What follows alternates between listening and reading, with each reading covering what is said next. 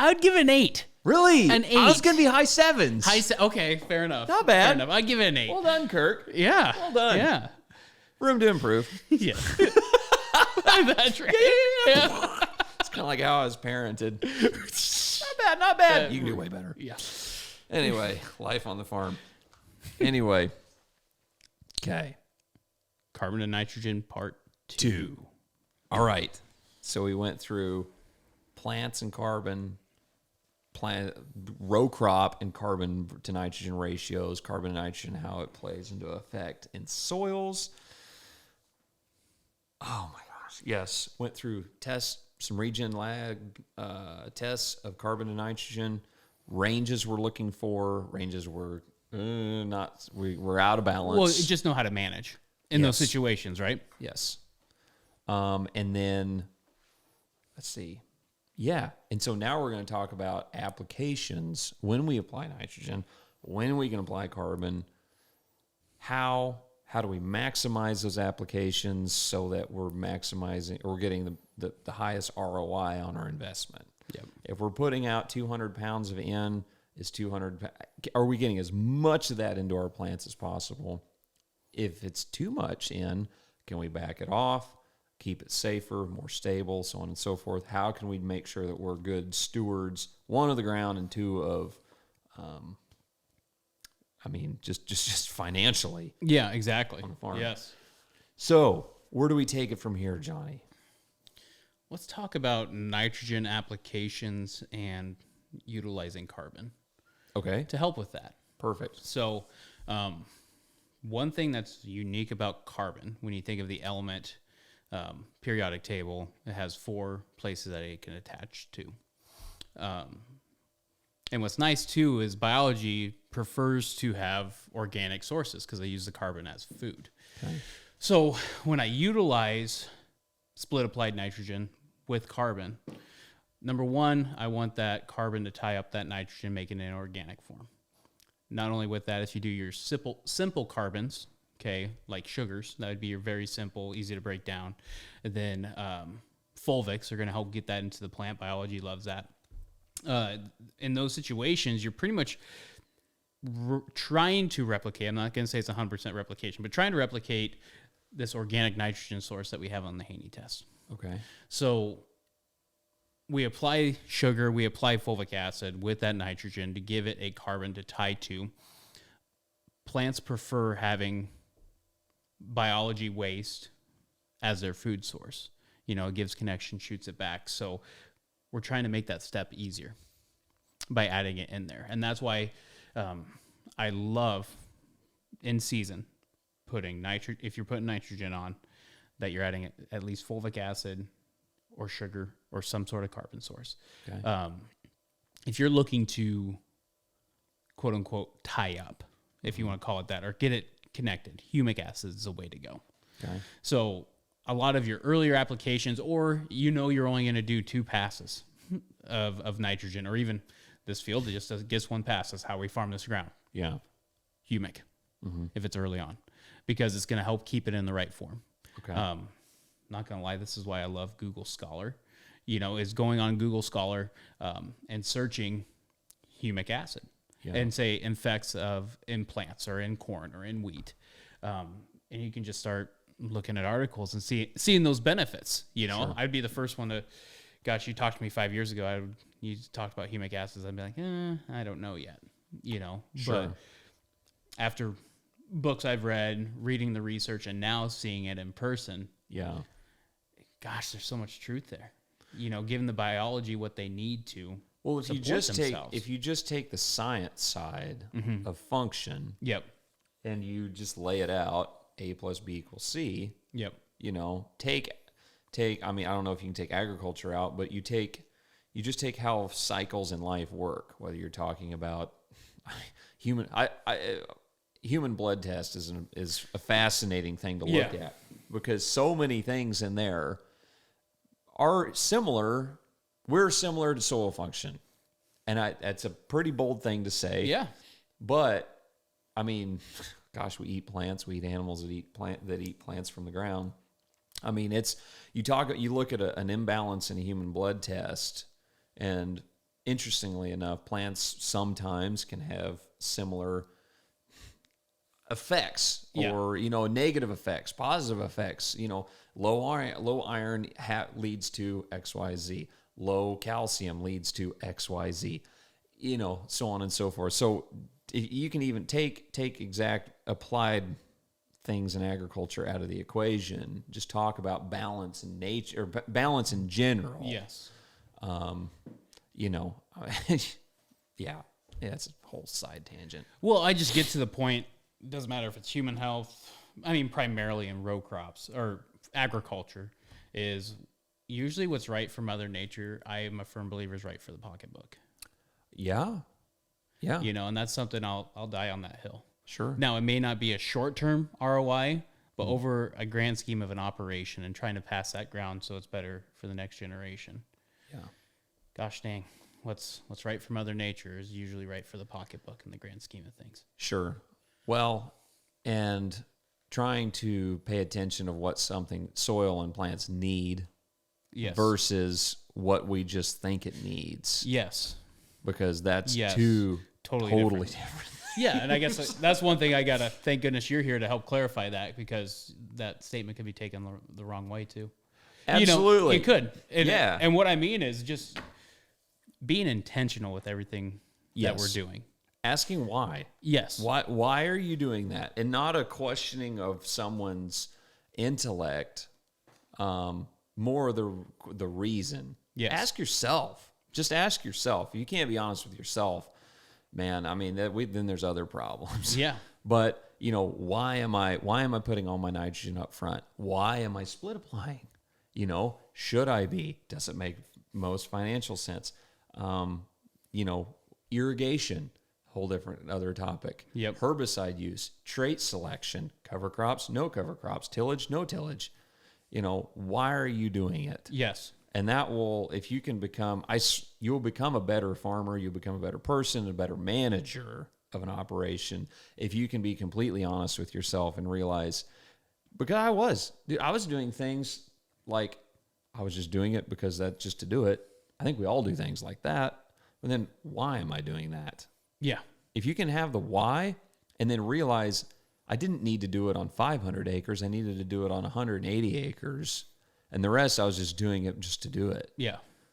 You took a look at input costs saved, time saved, so on and so forth. And then you do that, you go down that road and you start to realize how much time you might have been wasting, how much more being intentional is profitable. Yep. Not necessarily in application, but maybe application saved.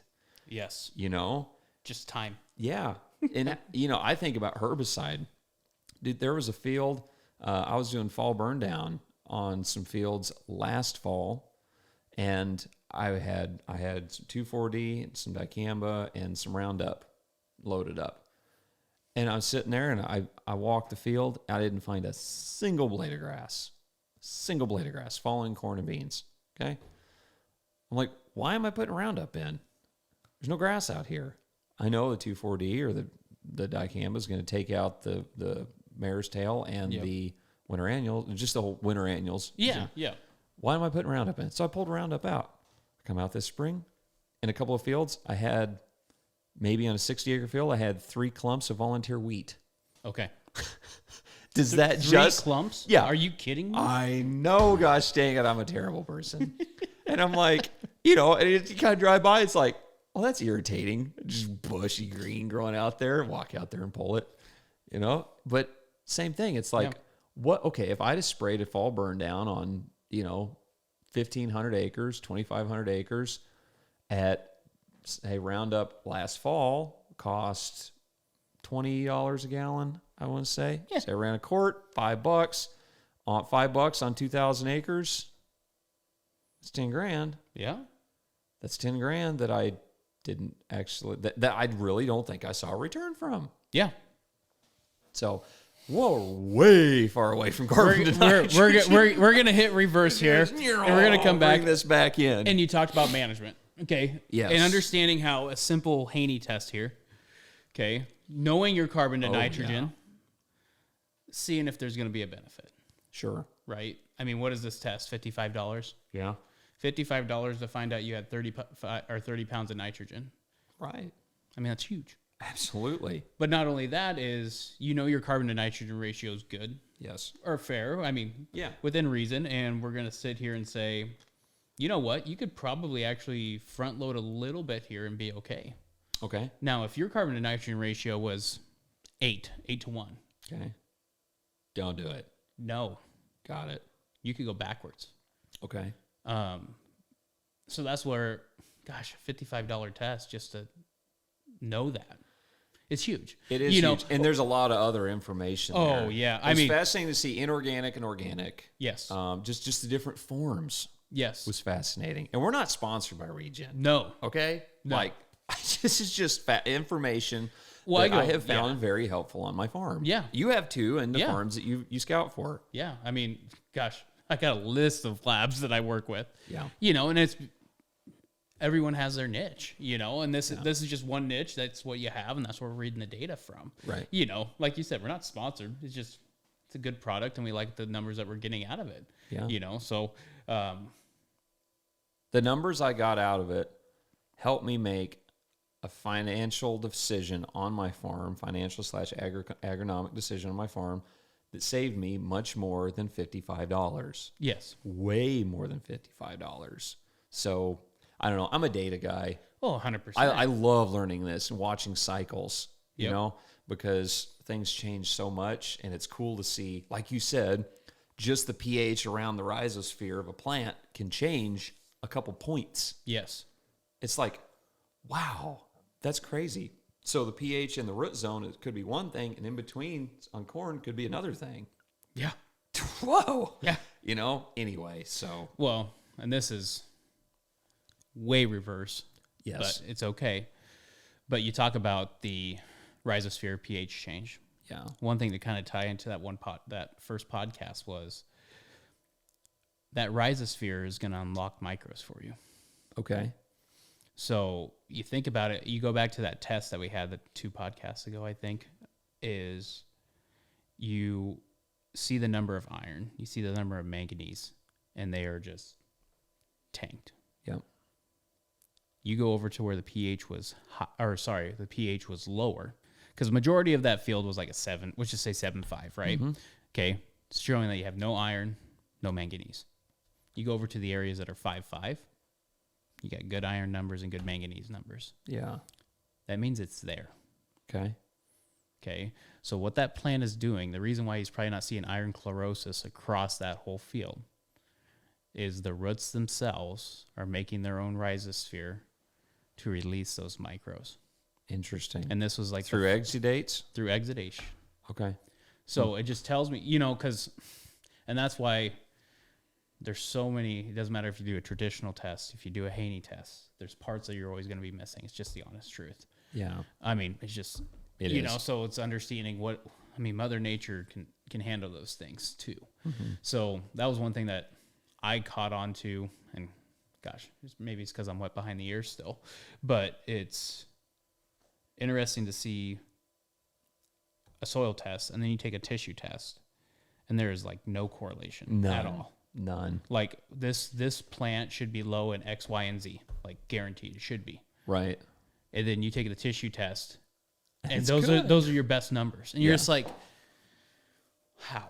Right. And that's why we need to understand plants more. And not only is it there, is it actually usable by the plant? Right. A plant is just a grade card of what's going on in the soil. Yeah.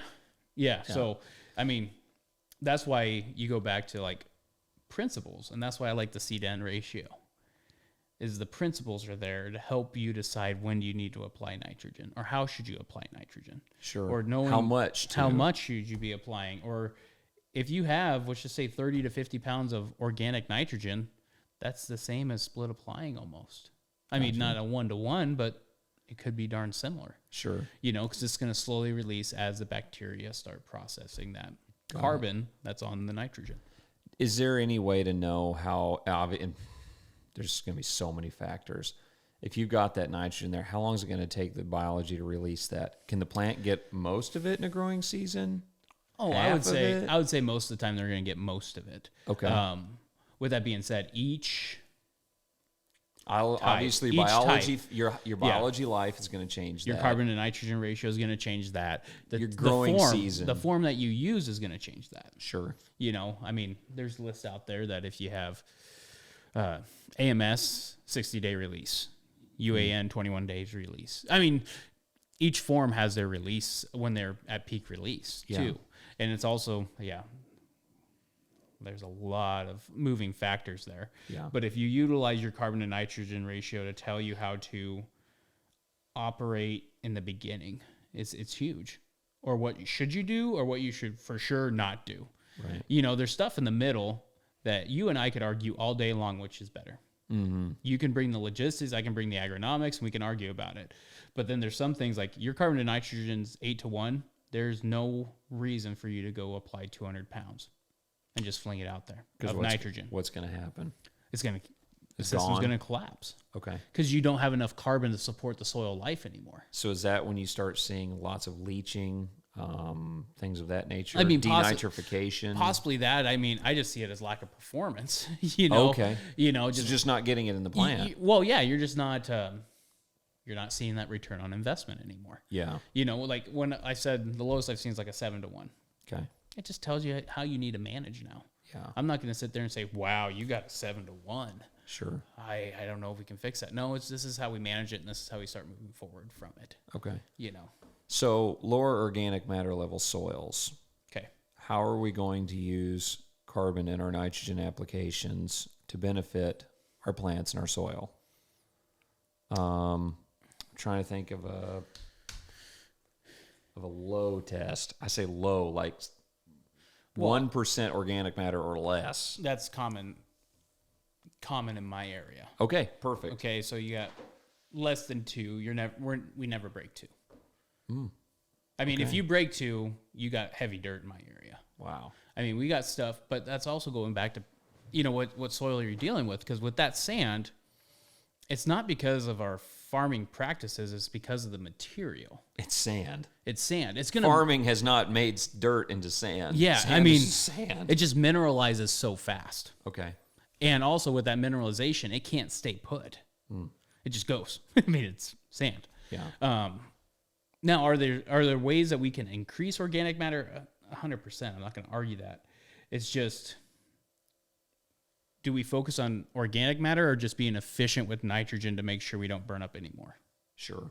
You know, yeah, we can do cover crops. I mean, I got some stuff that I call it a carbon bomb. Okay. Growers field, we had them do, you know, a couple 100 acres of, hay sorghum is what it was. Sure. Stuff grew like 14 foot tall in spots. Just unreal. But the idea there was to help grow organic matter. Okay. Now, if I pulled the test, you wouldn't see much of a difference. Sure. Because the 0 to 6 didn't change. Right. But I pull up the yield map today, and he just got done harvesting this field. I can draw a line where it was. Okay. On the yield map. And where we had the sorghum sedan, number one, weed pressure was less. Like in the sense of like when we sprayed, it controlled majority of it. Okay. But then also the carbon that we put down 12 inches, put down 24 inches is benefiting and supporting life to get those nutrients into that plant. And that's what we're dealing with low CECs. I mean, that's going to be a much harder deal with clays, definitely if you're dealing with compaction issues. So the cover crop, the sedan, was used not necessarily to raise just organic matter levels in soil, more of more raising biology. Am I saying that? Well, yeah. I mean, right? We were trying to raise biology, but I was just when we were doing the hay sedan, or if you do a wheat, or if you do a rye, most times people are drilling at 15 inches. 7.5, 10 or 15. Okay, so 7.5 inches. So you think of those roots; those are easily going to go 3.5 inches this way, 3.5 inches this way. Mm-hmm. That whole profile of that whole field is getting carbon pushed into it by those plants. Okay, you think of a 30-inch row of corn. I mean, there's some studies that say they only go 15 inches altogether, so 7 and a half either way. Like a bowl. So if you do 7.5, then your next row 7.5, you actually have some of your area that's not getting any carbon pushed into it. So the goal of doing the sedan was that 7.5-inch row, just trying to pump as much carbon, root exudates as possible into that field. Okay. And with that, in turn, better soil health. Yeah. But then, yeah, just bringing up that carbon level. On a test, you wouldn't be able to see it. Okay. Because that first 6 inches just processes so fast in that soil type. Yeah.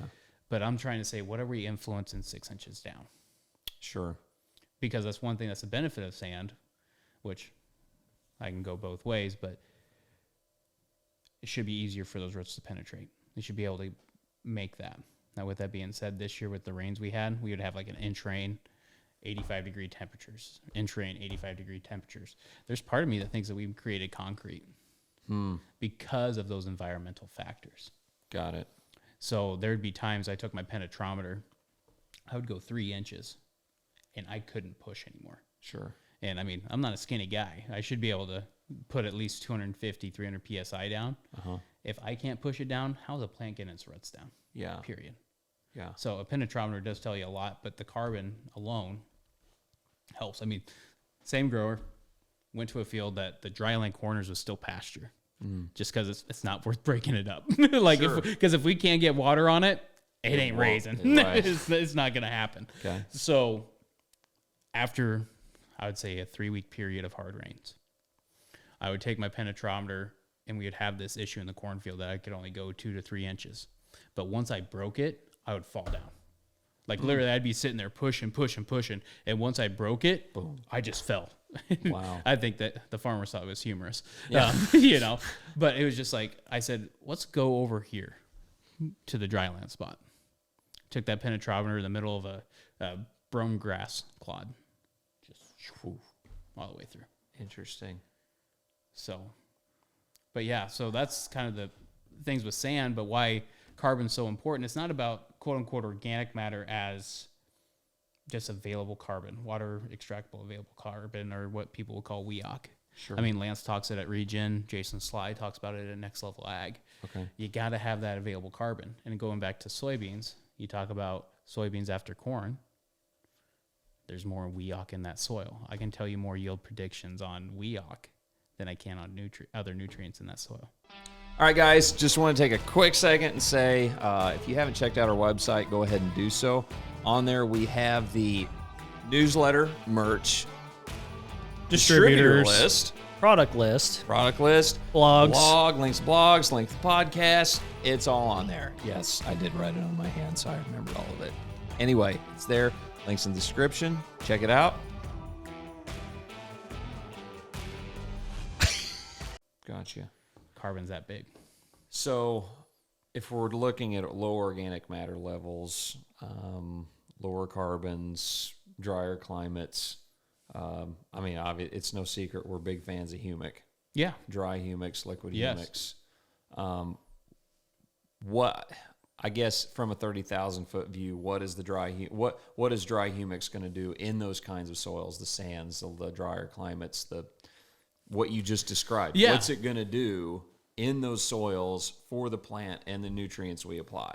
Yeah, so definitely on the dry side for 100%. Definitely in your low production zones. Okay, it's going to help, number one, help give a place for those nutrients to tie to. So when the biology consume it, it's already in a plant available form. Okay. And that's the part I really enjoy about it.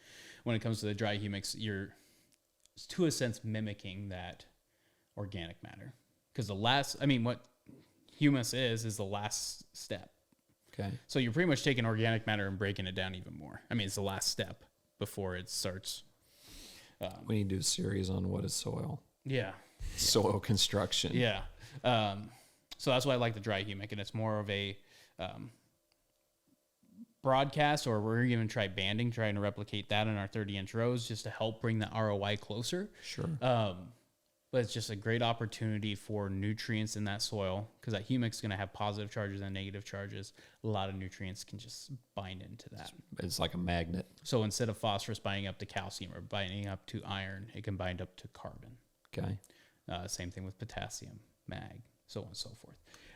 That's why I really like the dry. I know that's a very broad way, but it's just trying to mimic what organic matter does. Sure. And it's a way to accelerate the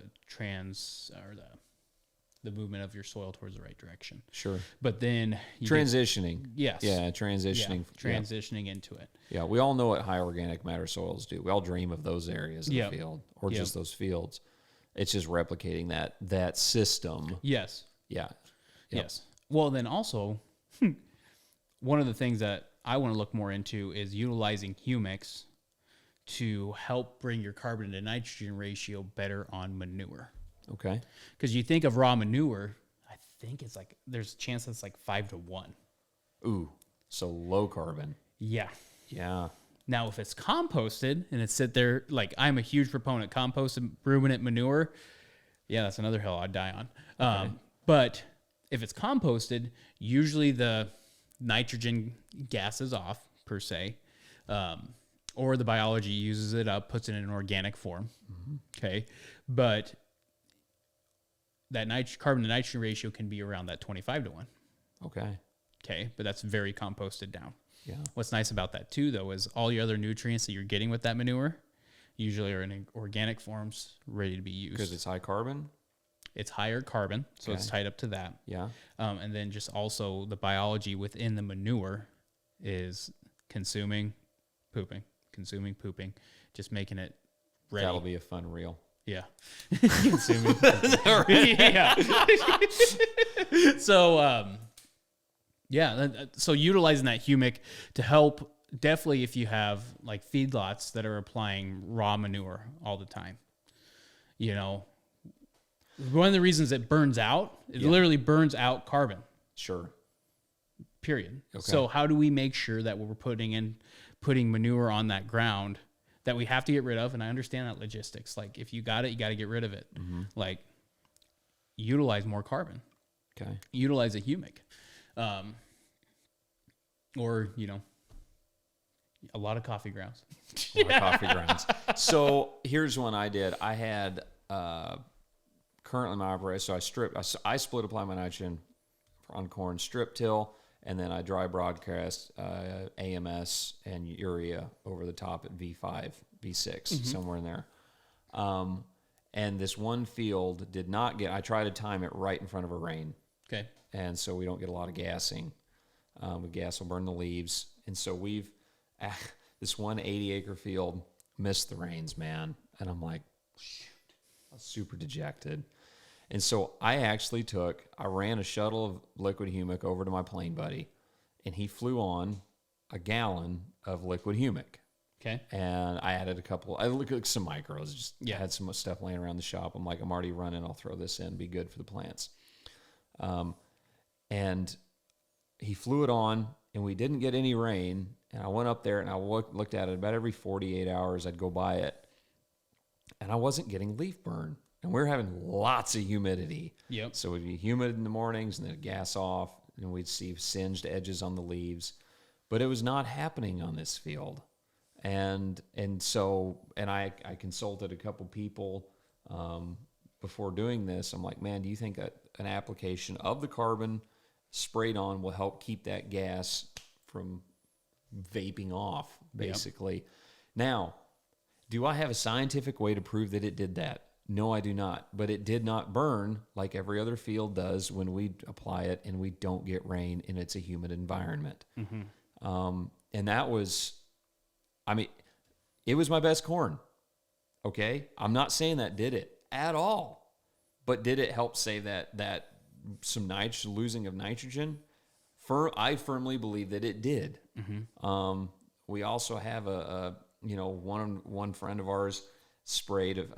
He had the same mix, urea and AMS, dry broadcasted on top of a field, and he went in and was going to spot spray some Roundup or some Johnson grass in the corn, put fulvic in, sprayed to the line where he sprayed.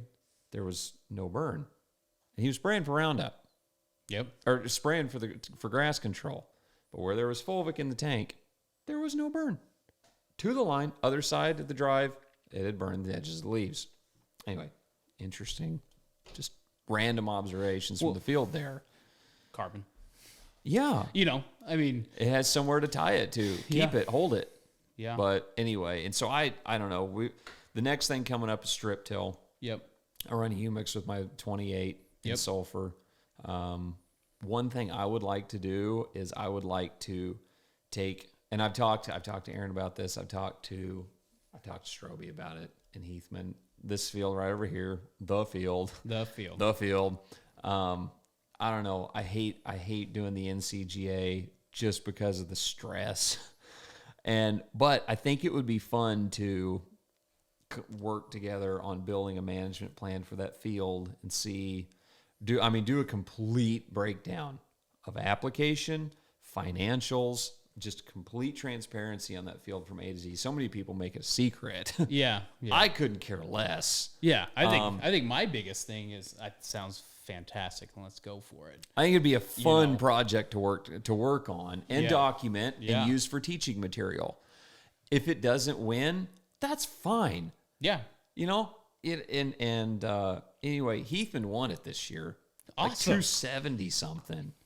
Atta baby. I know, right? The seed goat. That's right. And anyway, if it doesn't make it, what can we do? Document it out, the plan, soil testing, tissue testing, etc., through the growing season, the applications, the costs, and just bringing some real transparency to really honing in on specific management on a field that has gotten to a point where it is really cycling quite well.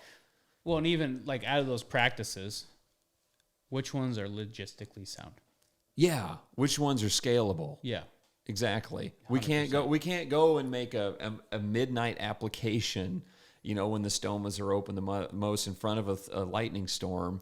The perfect scenario. And we can't do that on 1,000 acres of corn. No, you can't do that.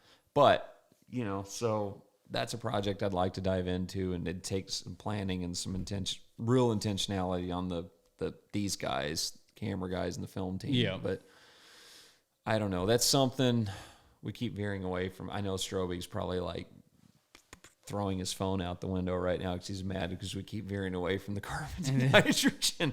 But I think, how much time do we have? We good on that space? Okay. So you want me to try to do like a quick synopsis, and if there's a question within that? Now, look, but I want to also talk about the other dirt, the high organic matter levels, high carbon soils. Yep. I don't know. Is it then it's more geared towards biology. Yes. And so instead of looking at adding organic matter and nutrient holding capabilities, how do we look at getting colder soils, tighter soils? If I'm misspeaking, dude, tighter soils to function better for us, utilizing the great potential of great dirt. Yeah. And I can say I states, but the same concepts would go for that pocket on the river that's a good river. The same thing. I think everybody's probably got a couple of good fields or pockets that they can say is, man, my best dirt. Yep. Let's tell you the best dirt of an operation. How does the C to N ratio work in those zones? How do we influence those? Well, yeah, and I think your CDN principles kind of stay the same, actually. Okay. Like where do you want it, so on and so forth. Now it's just naturally going to be higher. So that's why you could probably get away with front loading. Okay. Because it can. I mean, it can hold it. I get to the part of we got to focus on making sure there's oxygen in that profile. Yes. Because a lot of times with those soils, they get bogged down. There's no air. So instead of nutrient holding capabilities, humics could be used more for soil structure. Yes. Okay. I mean, that would be the idea. Cycling. That'd be the idea there. Okay. Yeah. And root penetration at the end of the day is going to be your friend. Okay. And And then, I mean, hate to say it's as simple as biology. I mean, the more biology that you can get cooking, that oxygen air gets into the ground, you're able to mineralize quicker. And like I said, as long as you stay below that 24-1, because if you're at 24-1 carbon to nitrogen ratio, I mean, you'll start seeing immobilization at 18-1, 19-1. So if you're already that high, I mean, there's immobilization that's happening.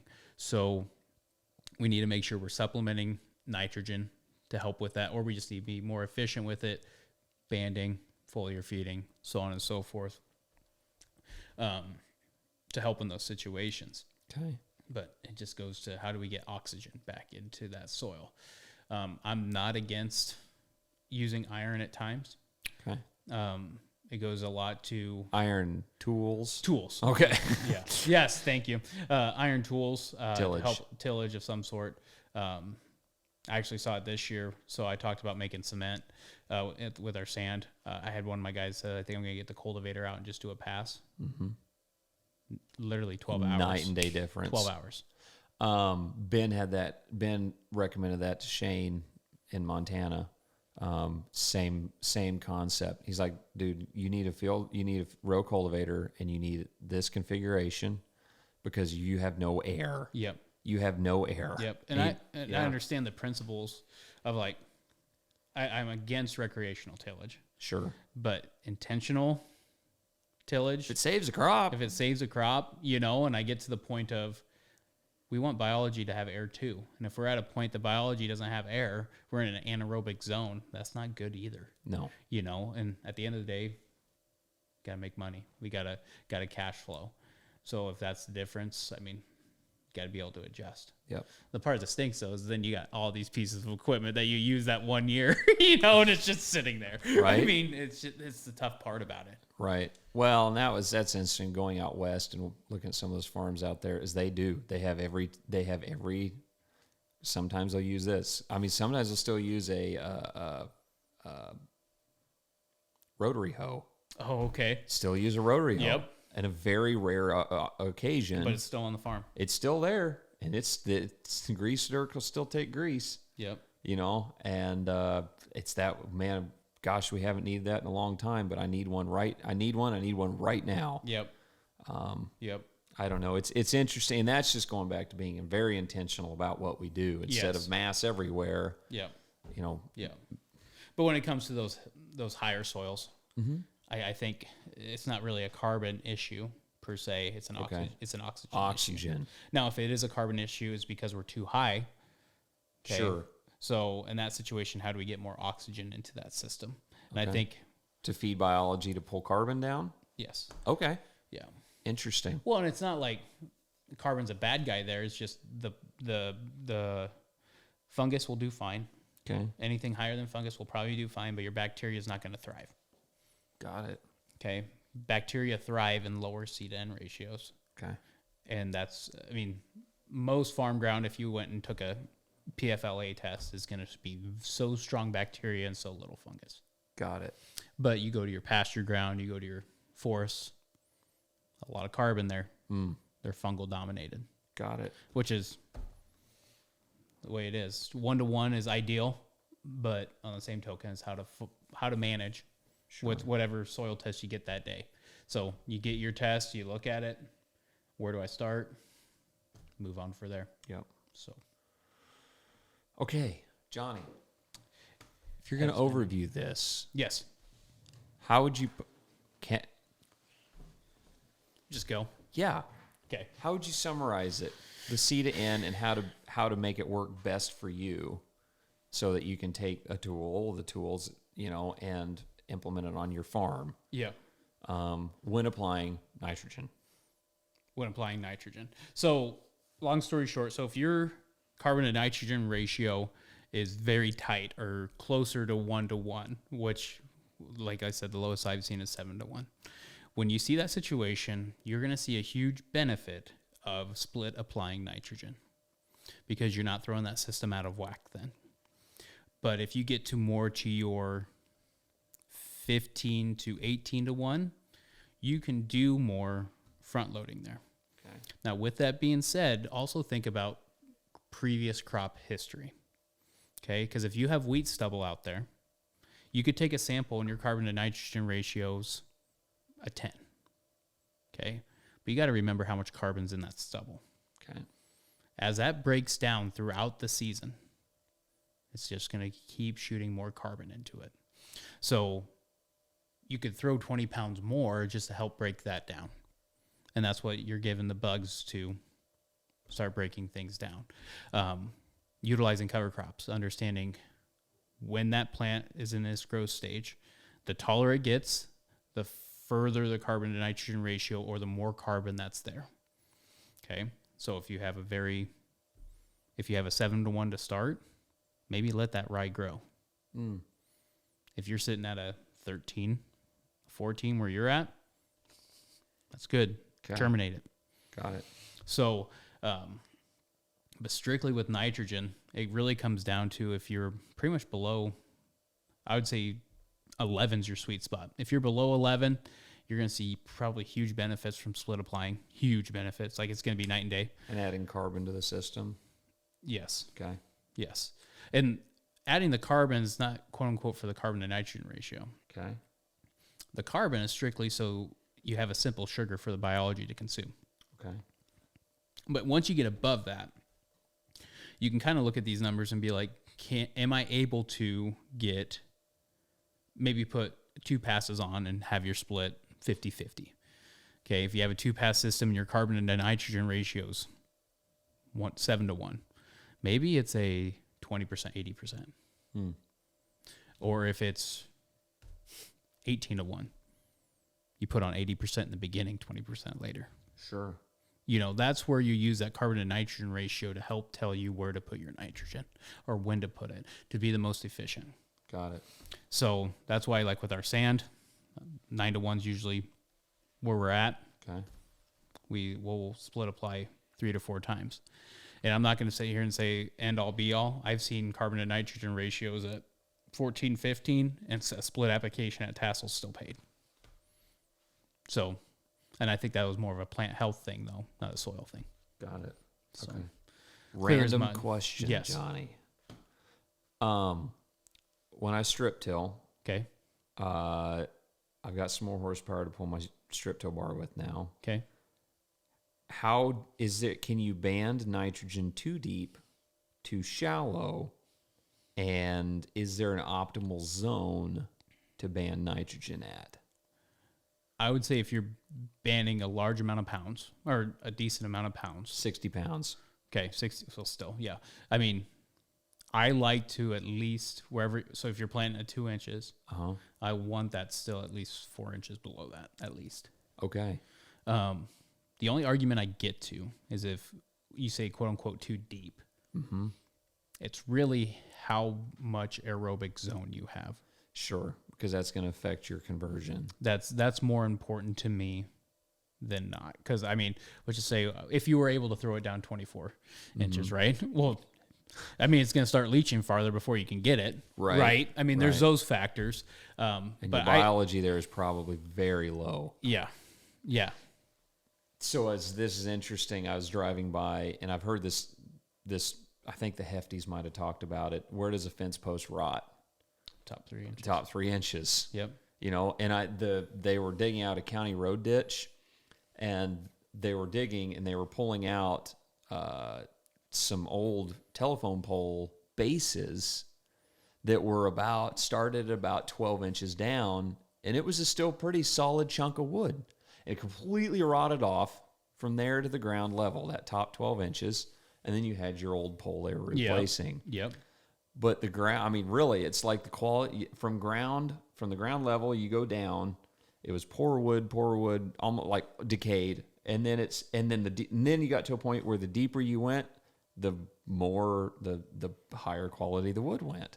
And you get down to the bottom, you scrape the mud off, that's dang near almost a new post. Darn good fence post now, good fence post. That's right. Use that in a quarter tie. Yeah. And so, you know, I've been banding I've been strip tilling at 6 inches, putting my nitrogen about 5. Okay. I would like to go 8 to 10 inches now and put it about 6 because I can change my delivery tube. Gotcha. Height Okay. on the back of my shank. Yep.